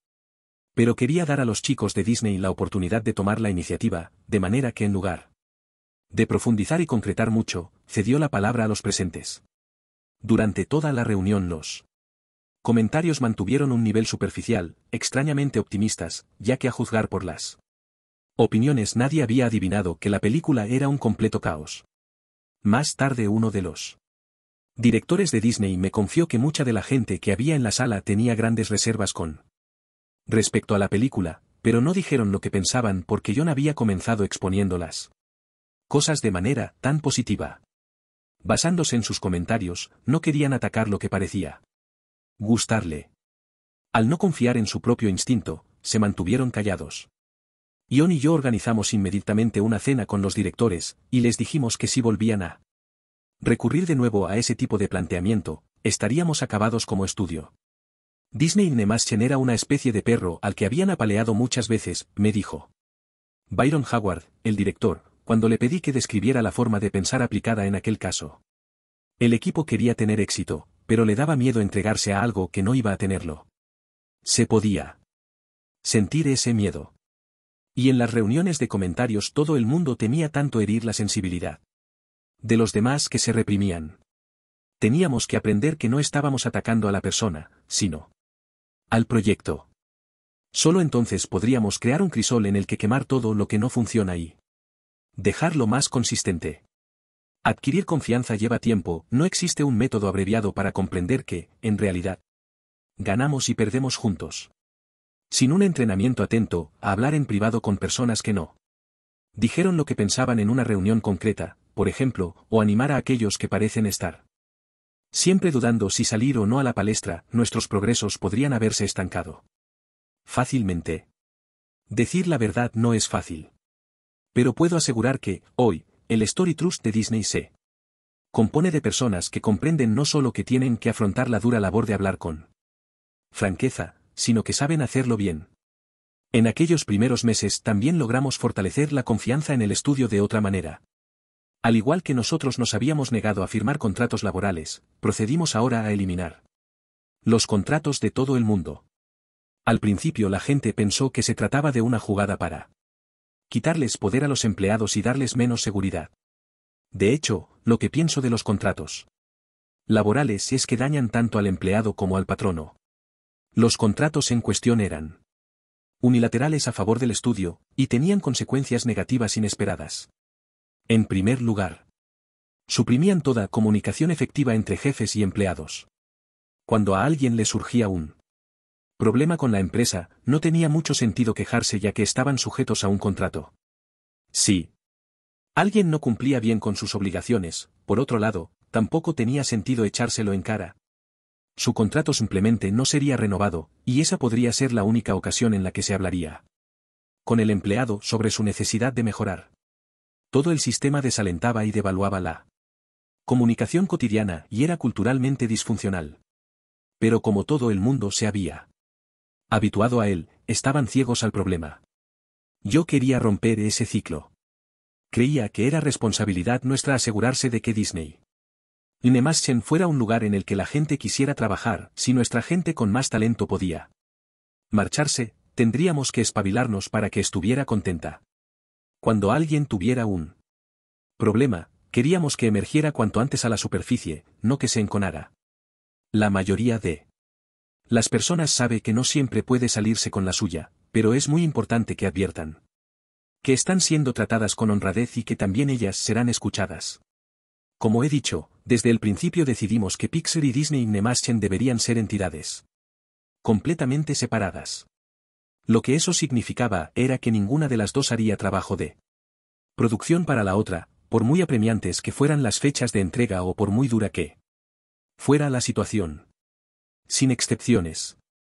¿Por qué? Porque mezclar las dos plantillas habría sido una pesadilla burocrática. Pero también había implantado un principio general de gestión. En pocas palabras, queríamos que cada estudio supiera lo que podía asumir por sí mismo y que solucionara sus propios problemas. Si permitíamos que un estudio tomara personal y recursos prestados del otro para resolver un problema, el resultado sería que el problema quedaría encubierto. No permitir esos trasvases fue una decisión consciente por nuestra parte, así obligábamos a aflorar a los problemas. Para poder hacerles frente. Casi inmediatamente, tuvimos una crisis con Ratatouille que pondría gravemente a prueba esta política. Ya he mencionado antes que a mitad de esta película cambiamos de directores y trajimos a Brad Bird, recién salido de Los Increíbles, cuyos cambios en el guión exigieron una importante remodelación técnica. Concretamente, mientras en la anterior versión todas las ratas caminaban sobre dos patas, Brad creía con firmeza que deberían andar sobre cuatro, con la excepción de Remy, nuestro héroe, como ratas auténticas. Eso significó que el digging de las ratas, una serie de complejos controles que permite a los animadores manipular la forma y la posición del modelo informatizado, tuvo que ser sometido a grandes cambios. Al encontrarse retrasado con relación al calendario, el equipo de producción de Pixar creyó que no contaba con los recursos necesarios para rehacer el digging tal como la decisión de Brad sobre las cuatro patas exigía. El productor dijo que no podrían terminar la película para la fecha acordada a menos que llamaran a algunos empleados de Disney que se encontraban en una pausa entre proyectos, para que ayudaran. Nosotros dijimos que no. Ya habíamos explicado las razones a todo el mundo, pero supongo que querían comprobar si hablábamos en serio. No puedo culparles, conseguir personal extra era más sencillo que tener que resolver los problemas. Pero al final, el equipo de Ratatouille logró terminar a tiempo la película. Con los recursos que tenía. Poco después, Disney tendría su propia crisis con American Dog. Ya he hablado de la aparición. De la historia de una asesina en serie, la cual, aunque siempre nos enorgullecíamos de estar abiertos a nuevas ideas, resultaba muy siniestra para una película familiar. A pesar de nuestros recelos, decidimos dar una oportunidad a la película para que evolucionara. Encontrar la línea argumental de un film siempre lleva tiempo, nos dijimos. Pero después de que el Story Trust se reuniera durante 10 meses, y con muy pocos avances, llegamos a la conclusión de que la única opción era empezar de cero el proyecto. Pedimos a Chris Williams, un veterano guionista conocido sobre todo por Mulan y el Emperador y sus locuras, y a Byron Howard, por aquel entonces supervisor de animación de Lilo y Stitch, que se incorporaran como directores. Se pusieron inmediatamente a rediseñar la película. La asesina en serie fue suprimida y la película fue rebautizada como Bolt. No. De los principales problemas, pensaban, era que el propio Bolt no era lo bastante atractivo visualmente para soportar el peso de la película. Sencillamente no estaba listo, recordaba Byron. Y añadió, justo antes de la Navidad de 2007, tuvimos una reunión llamada «Este perro pinta mal», en la que nos preguntamos qué demonios íbamos a hacer al respecto. Entonces 2 de nuestros animadores dieron un paso al frente y se ofrecieron para trabajar con nuestros riggers durante las vacaciones de Navidad para rehacer al perro. Pasaron allí las 2 semanas de vacaciones, pero cuando regresamos, Bolt había pasado de un 20% a un 90% de atractivo. Con mucho trabajo por delante y poco tiempo para hacerlo, Clark Spencer, el productor de Bolt, preguntó si podían contar con gente de producción de Pixar. Una vez más, John y yo dijimos que no. Creíamos que era importante que cada estudio supiera, una vez terminada la película, que nadie les había echado un cable, que la habían hecho ellos solos. Chris me dijo más tarde que estar al frente de una producción cuyo equipo mostraba un compromiso tan fuerte, bajo tanta presión, era muy estimulante. Era asombroso verme dirigiendo algo tan electrizante para todo el estudio, recordaba. En mis 15 años en Disney, nunca había visto a la gente trabajar tan duro y quejarse tan poco. ¿Estaban realmente entregados al proyecto? Sabían que era la primera película a las órdenes de John y querían que estuviera a su altura. Lo cual fue algo bueno, porque resultó que se estaba avecinando otra crisis. Con la película ya muy avanzada, surgieron problemas con Rhino el hámster, el fiel aunque iluso secuaz de nuestro héroe, y el personaje más divertido de la película. A comienzos de 2008, cuando solamente faltaban unos pocos meses para pasar a producción, los animadores informaron de que la animación de Rhino estaba demostrando necesitar un tiempo prohibitivo. Lo curioso es que el problema era el contrario del que Pixar había tenido en Ratatouille. El nuevo guión exigía que Rhino fuera capaz de caminar sobre 2 patas, aunque originalmente hubiera sido diseñado para hacerlo sobre 4. Dicho así no da la impresión de ser demasiado grave, pero animar un personaje de 2 patas con un rigging diseñado para un movimiento a 4 patas es extremadamente difícil de conseguir sin que el personaje parezca distorsionado. Se trataba de un contratiempo importante. Rhino era fundamental para el humor y el desarrollo de la película, pero los animadores dijeron que era tan difícil de animar que les resultaba imposible terminar la película a tiempo. Desesperados, acudimos en busca de ayuda a los directores técnicos y les preguntamos si podían simplificar el rigging del personaje para que fuera más sencillo de animar. ¿Su respuesta? Rehacer el rigging nos llevaría 6 meses, que era todo el tiempo del que disponíamos para terminar la película. En otras palabras, estábamos fastidiados. John y yo convocamos una reunión de toda la empresa. Explicamos la situación y soltamos lo que en Disney algunos siguen llamando el discurso Toyota, en el que yo describí el compromiso de la empresa fabricante de automóviles de delegar responsabilidades en sus empleados y permitir que los trabajadores de la línea de montaje tomen decisiones cuando surgen problemas. En particular, John y yo hicimos hincapié en que en Disney nadie necesitaba esperar un permiso para aportar soluciones. ¿De qué sirve contratar personas inteligentes, dijimos, si no se les permite arreglar lo que sea estropeado? Durante demasiado tiempo, una cultura del miedo había bloqueado a quienes deseaban saltarse los protocolos aceptados en Disney. Esa clase de pusilanimidad no iba a hacer grande a Disney ni más Chen, dijimos. En cambio, la innovación sí, y sabíamos que eran capaces de aportarla. Les retamos a que se acercaran y nos ayudaran a solucionar el problema. Después de esta reunión, 3 miembros del equipo se encargaron de rehacer el digging de Rhino. Durante el fin de semana. En una semana, el proyecto estaba de nuevo en marcha. Porque se había pensado en un principio que un problema que se tardó unos días en arreglar. ¿Llevaría 6 meses hacerlo?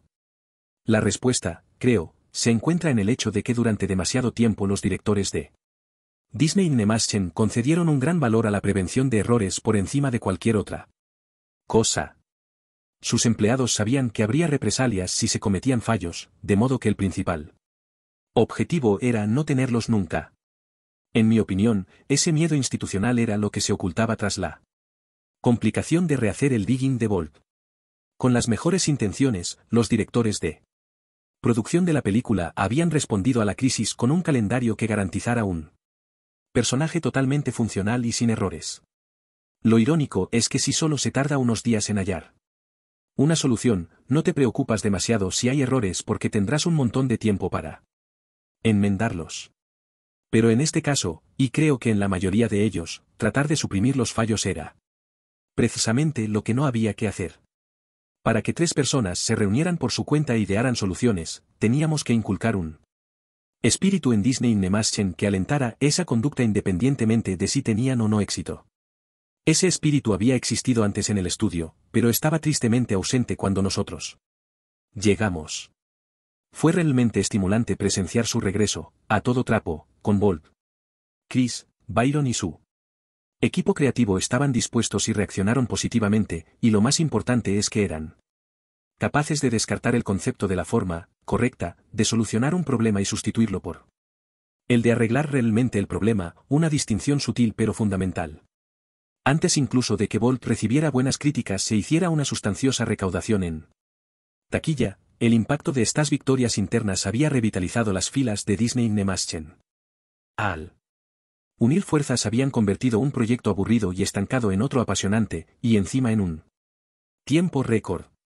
A principios de 2009, cuando la película fue nominada al Oscar como mejor largometraje de animación, la noticia fue recibida como una gratificación adicional. A veces resulta difícil percibir la diferencia entre lo que es imposible y lo que es posible, pero que requiere un gran esfuerzo. En una empresa creativa, confundir ambas cosas puede ser fatal, sin embargo, saber distinguirlo siempre recompensa. En Disney, Bolt fue la película que demostró que esto es verdad. Nosotros tuvimos algo que ver con ello. No se suele hablar de ese tema, pero después de la fusión se estuvo discutiendo la posibilidad de cerrar completamente Disney Animation. El argumento a favor, expresado entre otros por Steve Jobs, se basaba en que John y yo tendríamos que abarcar demasiado para poder hacer un buen trabajo en ambos lugares y en que deberíamos centrar nuestras energías en mantener la fuerza de Pixar. Pero John y yo queríamos a toda costa ayudar a revivir Disney Animation, y Bob Iger nos apoyó. Estábamos profundamente convencidos de que el estudio podría recuperar la excelencia. No obstante, la preocupación de Steve por nuestra resistencia o, dicho de otra manera, por nuestra incapacidad de estar en 2 lugares a la vez, no carecía de fundamento. Solo contábamos con ciertas horas al día, por definición, Pixar recibiría menos atención que antes. Desde el momento en que se anunció la fusión, John y yo tratamos de mitigar los miedos de nuestros colegas celebrando varias reuniones con cualquiera que quisiera saber algo más sobre por qué pensábamos que la fusión tenía sentido.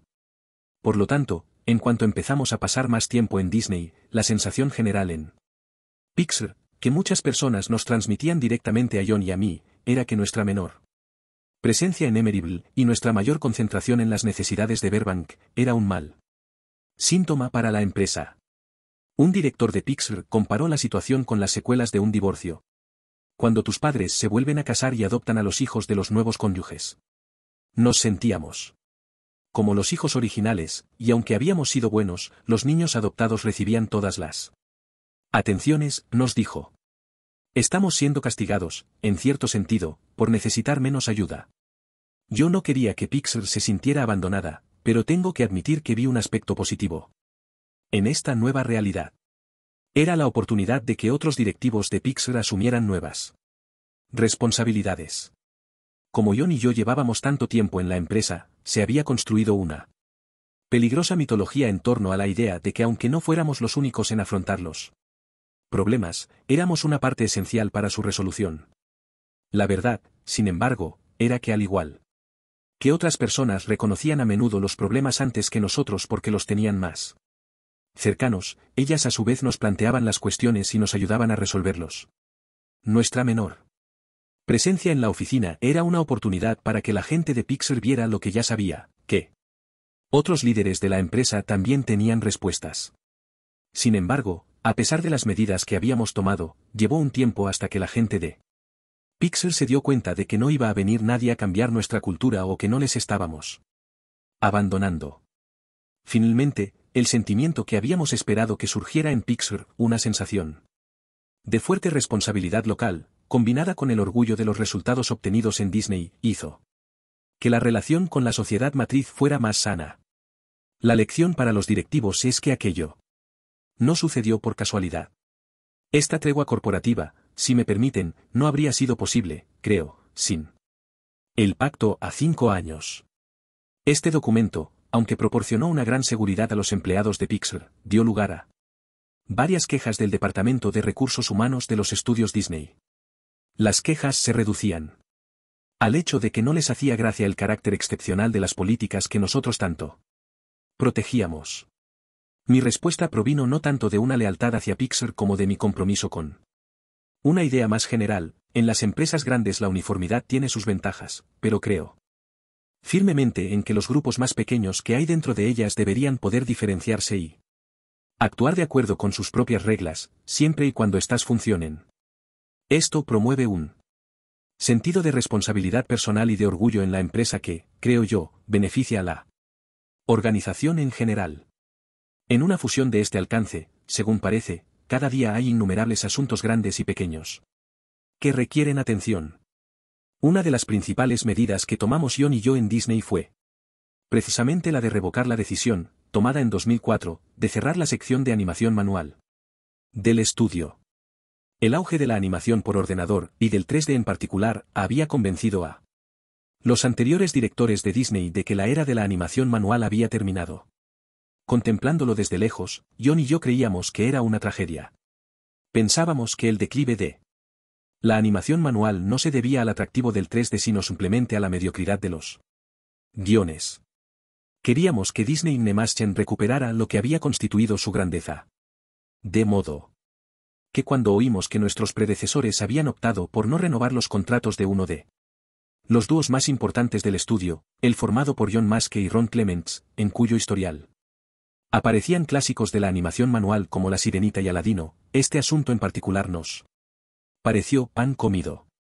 En cuanto pudimos recuperamos a John y a Ron y les dijimos que comenzaran a buscar nuevas ideas.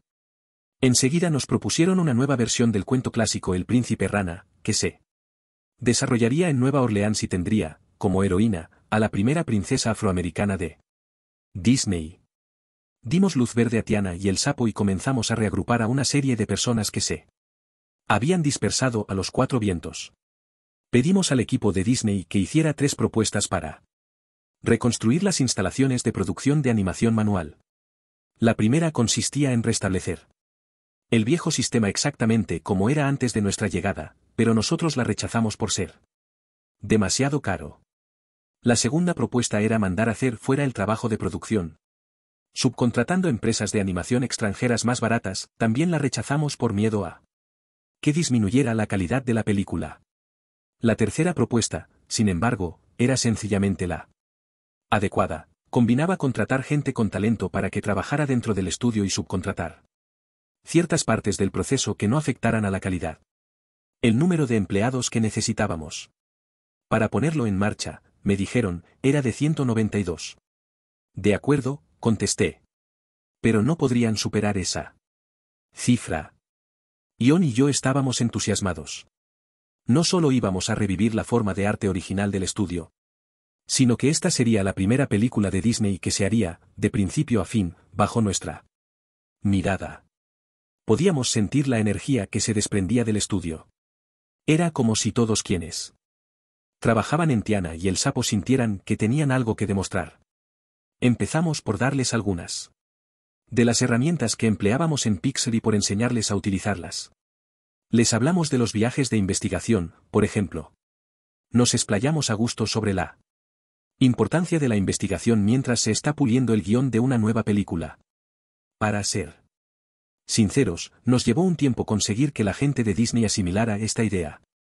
Parecían querer concluir el guión rápidamente para poder empezar a hacer la película. Al principio, no entendían en que les podría ayudar la investigación, lo consideraban una distracción. Es como si resolvieras un problema de matemáticas y luego te preguntaran a ver qué has hecho, dice Byron Howard para expresar cómo se sentía la gente de Disney Animation al principio ante la insistencia de Ion a que la gente abandonara su despacho mientras escribía los guiones. Ion piensa que si te empapas del mundo exterior podrás ofrecer calidad en la pantalla. Eso se aplica a personajes, trajes e historia. Ion está convencido de que la autenticidad se transmite en cada detalle. Insistimos en el tema porque sabíamos que era un componente esencial de la creatividad y no estábamos bromeando sobre su importancia. De manera que durante la preparación de Tiana y el equipo al completo se trasladó a Luisiana. Presenciar el desfile de Baco el domingo antes del Mardi Gras les permitió tener un vívido marco de referencia cuando animaron una secuencia basada en ese festival. La travesía en el barco de vapor Nachis les ayudó a diseñar una escena que se desarrollaba en un barco fluvial similar. Una vuelta en tranvía por la avenida St. Charles les dio la oportunidad de captar el inconfundible tintineo de la campana del tranvía, los sonidos y los colores. Allí estaba todo, ante su vista. A la vuelta, Ron y Ion, los directores, me dijeron que las investigaciones realizadas habían enriquecido la producción de manera inimaginable. Fue el comienzo de un enorme cambio. Hoy en día, directores y guionistas de Disney no pueden concebir desarrollar una idea para una película sin investigarla a fondo. Al acercarse el estreno de Tiana y el Sapo mantuvimos muchas conversaciones acerca de cómo se llamaría la película. Durante un tiempo barajamos el título, The Frog Princess, la princesa rana. Pero la gente de marketing de Disney nos avisó, la palabra princesa en el título haría que los espectadores supusieran que era una película solo para chicas. Nosotros contraatacamos, pensando que la calidad de la película haría olvidar esa asociación y atraería a espectadores de todas las edades y de ambos sexos. Creíamos que la vuelta a la animación dibujada a mano, al servicio de un precioso cuento de hadas, los atraería en masa. Al final resultó que estábamos equivocados. Cuando se estrenó Tiana y el Sapo, la princesa y el sapo en la versión inglesa, estábamos seguros de haber hecho una buena película. Las críticas lo confirmaron y la gente que la vio disfrutó con ella. Sin embargo, pronto nos dimos cuenta de que habíamos cometido un grave error. Consistió simplemente en que nuestra película se estrenó en todo el país solo 5 días antes de Avatar, la fantasía de ciencia ficción de James Cameron. Esta programación hizo que los espectadores se limitaran a echar un vistazo a la película con la palabra princesa en el título y pensaran, es una película para niñas. Decir que habíamos hecho una buena película pero sin escuchar a los colegas con experiencia de la empresa puso en peligro la calidad de la que tanto nos enorgullecíamos. Calidad significaba que cada aspecto, no solo la renderización y el guión, sino también el posicionamiento y el marketing, tenía que ser cuidado, lo cual entrañaba estar abierto a opiniones bien fundamentadas, aunque contradijeran las nuestras. La película se había ajustado al presupuesto, que es el logro más raro en el negocio del espectáculo. La calidad de su animación era de lo mejor que se había hecho nunca en el estudio. La película resultó rentable, ya que habíamos mantenido los costes bajo control, pero todo ello no fue suficiente para convencer a nadie del estudio de que deberíamos dedicar más recursos a las películas dibujadas a mano. Aunque teníamos muchas esperanzas puestas en que la película demostrara que el 2D volvía a tener futuro, nuestra estrechez de miras y una mala decisión hizo que nos equivocáramos. Aunque pensáramos entonces, y lo seguimos pensando aún, que la animación manual es un maravilloso medio de expresión, me doy cuenta ahora de que me dejé llevar por mis recuerdos infantiles de las películas de Disney que tanto me hicieron disfrutar. Me gustaba la idea de rendir un homenaje innovador a la forma de arte de la que Walt Disney había sido pionero. Después del estreno un tanto deslustrado de Tiana y el Sapo, llegué a la conclusión de que debíamos replantearnos lo que estábamos haciendo. Por aquella época, Andrew Milstein me llevó aparte y me indicó que nuestro doble empeño de revivir el 2D y ser al mismo tiempo los paladines del 3D estaba confundiendo a la gente del estudio, ya que nosotros hacíamos hincapié en que había que apostar por el futuro. El problema con el 2D no era tanto la validez de una forma de arte consagrada, sino que los directores de Disney necesitaban y deseaban comprometerse con las nuevas formas. Después de la fusión mucha gente me preguntó si íbamos a dejar que Disney se dedicara al 2D, y Pixar, al 3D. Esperaban que Disney se ocupara de las cosas antiguas y Pixar de las nuevas. Tras Tiana y el sapo, reparé la importancia de cortar de raíz esa forma de pensar. La verdad era que los directores de Disney respetaban el patrimonio del estudio, pero querían seguir avanzando, para hacerlo, tenían que sentirse libres de forjar su propio camino. Paradójicamente, la carrera hacia lo nuevo de Disney Animation comenzó a despegar cuando decidieron reformular y replantear algo antiguo, el cuento de Rapunzel. Se trataba de un proyecto que llevaba años languideciendo en el limbo de las cosas por hacer y dando vueltas por los despachos. Experimentó unos cuantos falsos arranques y al fin fue dado por muerto. Pero ahora el estudio se sentía creativamente más fuerte y la gente se comunicaba más. Ion solía decir que el problema de Disney Animation nunca fue la falta de talento, sino los años de condiciones de trabajo sofocantes que hacían perder a la gente su brújula creativa. Ahora, y a pesar de los desalentadores resultados de taquilla de Tiana y el sapo, estaban desempolvando de nuevo sus brújulas. Durante años mucha gente de Disney había tratado, sin éxito, de contar la historia de Rapunzel, esa princesa de fabulosa melena, de una manera que parecía destinada a convertirse en una gran película. El principal problema era que una chica encerrada en una torre no constituye un planteamiento muy estimulante para un largometraje. En un momento dado, el propio Michael Eisner había propuesto actualizar el cuento, llamándolo Rapunzel Unbraided, y situándolo en el moderno San Francisco. Luego, de algún modo, nuestra heroína sería transportada al mundo de los cuentos de hadas. El director de la película, Glenn Keane, uno de los mejores animadores de todos los tiempos, conocido por sus trabajos en La Sirenita, Aladino, y La Bella y la Bestia, no lograba hacer funcionar la idea, por lo que el proyecto quedó aparcado. La semana antes de que John y yo llegáramos, nuestros predecesores habían dado el proyecto por cerrado. Una de las primeras cosas que hicimos en Disney fue pedir a Glenn que pusiera en marcha Rapunzel. Era un clásico, razonamos, perfecto para la marca Disney. Tenía que existir una manera de hacer que funcionara como película. Por aquel entonces Glenn tuvo un problema de salud y se vio obligado a reducir su papel en la película al de asesor. En octubre de 2008 incorporamos a los directores Byron Howard y Nathan Greno, que tenían aún reciente el éxito de Bolt. Howard lo había dirigido con Chris Williams, Greno había sido el responsable del guión.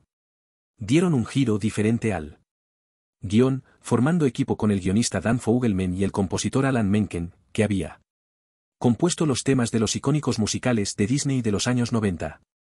Esta Rapunzel tenía más carácter que la del cuento clásico y su pelo poseía poderes mágicos curativos que ella podía emplear diciendo un conjuro. Esta versión del cuento resultaba familiar pero al mismo tiempo era atrevida y moderna. Decididos a no repetir el error que habíamos cometido con Tiana y el sapo, cambiamos el nombre de Rapunzel por el de Enredados, más neutro. A nivel interno la decisión fue controvertida ya que algunas personas creían que estábamos permitiendo que cuestiones de marketing dictaran las decisiones creativas, con lo que estábamos corrompiendo un clásico. Nathan y Byron refutaron la acusación, diciendo que dado que su historia estaba protagonizada por un personaje femenino y otro masculino, un antiguo ladrón llamado Flynn Rider, Enredados captaba mejor el hecho de que la película trataba sobre un dúo. Como dijo Nathan, nadie le habría puesto por título Buzz Lightyear a Toy Story. Estrenada en noviembre de 2010, Enredados fue un éxito arrollador, tanto en lo artístico como en lo comercial. A.O. Scott, del The New York Times, escribió, su apariencia y su espíritu transmiten un estilo actualizado y cambiado, aunque con el auténtico e inconfundible toque de las antiguas películas de Disney. La película obtuvo unos ingresos de taquilla de más de 590 millones de dólares en todo el mundo, y se convirtió en la segunda más taquillera de Disney Animation, después de El Rey León. El estudio había logrado su primer éxito en 16 años y las repercusiones dentro del estudio eran palpables. Podría detenerme aquí, pero esta historia tiene un colofón con el que se sentirá identificado cualquier directivo, de cualquier empresa. Tuvo que ver con la determinación de Jon y Mia de utilizar el éxito de Enredados como un acto sanador para el estudio, y pensamos que sabíamos cómo hacerlo. Hace tiempo aprendimos que aunque todo el mundo aprecia las primas en efectivo, hay otra cosa que valoran casi tanto, ser mirado a los ojos por alguien a quien respetas y que te diga, gracias. En Pixar habíamos diseñado una manera de dar a nuestros empleados dinero y también gratitud. Cuando una película hace el suficiente dinero para conceder primas, Jon y yo nos reunimos con los directores y productores y entregamos personalmente los cheques a las personas que han trabajado en la película. Esto concuerda con nuestra convicción de que cada película pertenece a todos los del estudio y está relacionada con nuestro credo de que las ideas pueden provenir de cualquier parte. Se anima a todo el mundo a hacer comentarios y a enviar sus ideas, y lo hacen. La distribución de primas de manera personalizada puede llevar su tiempo, pero pensamos que es esencial dedicar el que haga falta a estrechar la mano de cada persona y decirle lo importante que ha sido su aportación. Tras el éxito de Enredados, pedí a Anne Lecam, nuestra vicepresidenta de Recursos Humanos, que nos ayudara a hacer algo semejante en Disney. Imprimió una carta personalizada para cada miembro del equipo explicando los motivos de la prima, y una mañana de primavera de 2010, el director general de Disney Nemaschen, Andrew Milstein, los directores Nathan Greno y Byron Howard, y el anterior director, inspirador de la película, Glenn Keane, el productor Roy Conley, Jon y yo. Pedimos a todos quienes habían trabajado en Enredados que se reunieran en una de las grandes salas de Disney. A medida que se iban congregando, nadie sabía lo que les esperaba, habíamos dejado caer que se trataba de una asamblea general. Pero cuando vieron los sobres en nuestras manos, supieron que algo estaba pasando. Fue idea de Anne entregar a cada miembro del equipo un DVD con todas las críticas aparecidas en la prensa, un pequeño gesto que hizo que nuestra gratitud resultara aún más auténtica. Todavía hoy algunos veteranos de Enredados siguen teniendo la carta que recibieron aquel día enmarcada en la pared de su despacho. ¿Habría sido más sencillo transferir las primas a las cuentas de los empleados? Sí. Pero ¿cómo? Siempre digo cuando se habla de hacer una película, que sea sencillo no es el objetivo. El objetivo es la calidad. La nave estaba empezando a virar y continuaría haciéndolo. Mencioné antes que el Story Trust de Disney se ha llegado a convertir en un sólido grupo de apoyo, pero durante los primeros años que pasamos allí carecía de expertos en la estructura de los guiones que fueran brillantes. Aunque el grupo fuera muy bueno, yo no estaba seguro de que fuera a evolucionar hasta dar el tipo de moderadores que habían surgido en Pixar. Esto me preocupaba. Porque conocía el grado de confianza que Pixar tenía en la capacidad de Andrew Stanton y de Brad Bird para detectar los fallos de una historia y mejorarla. Pero todo lo que podíamos hacer en Disney, pensaba yo, era crear un saludable entorno creativo y ver hasta dónde llegaba. Me sentí enormemente recompensado, cuando, mientras el estudio estaba haciendo Romper Ralph y Frozen, dirigida por Chris Buck y Jennifer Lee, que también escribió el guión, me di cuenta de que las cosas estaban cambiando por dentro. Los guionistas del estudio se habían unido para formar un grupo que había empezado a desempeñar un papel fundamental en las reuniones del Story Trust. Especialmente cuando se trataba de estructurar las películas. Este grupo de feedback había llegado a ser tan bueno como el Brain Trust de Pixar, pero con su propia personalidad. Era un indicio de algo más general que estaba ocurriendo, el estudio entero estaba funcionando mejor.